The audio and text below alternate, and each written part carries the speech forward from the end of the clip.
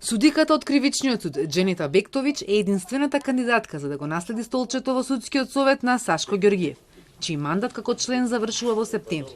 Судскиот совет денеска потврди дека нејзиното име ќе биде единствено на гласачкото лифче на изборите закажани за 4 септември.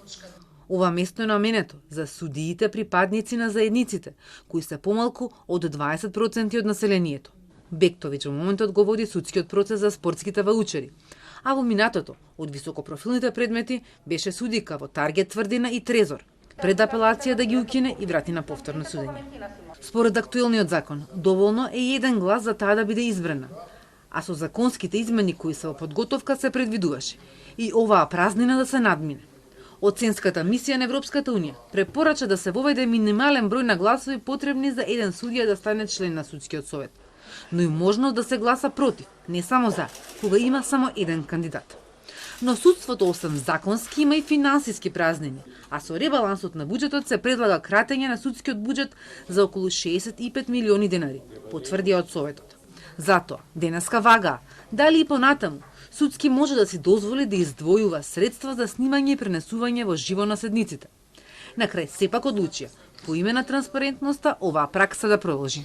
Во овој момент, со тие потреби што ги имаме за непречено одвивање на работата, најмалку ни треба за тоа да одвојуваме средства.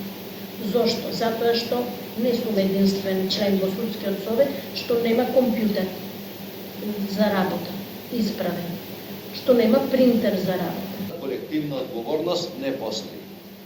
А ние не можеме да видиме индивидуалната одговорност или индивидуалниот начин на постапување и одлучување во овој совет, без да постои овој начин на транспарентност.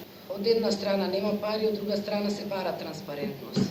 Судскиот совет нема информатичар, нема портпарол, нема пари за да обезбеди снимање. Јас не знам веќе што да кажам. Навистина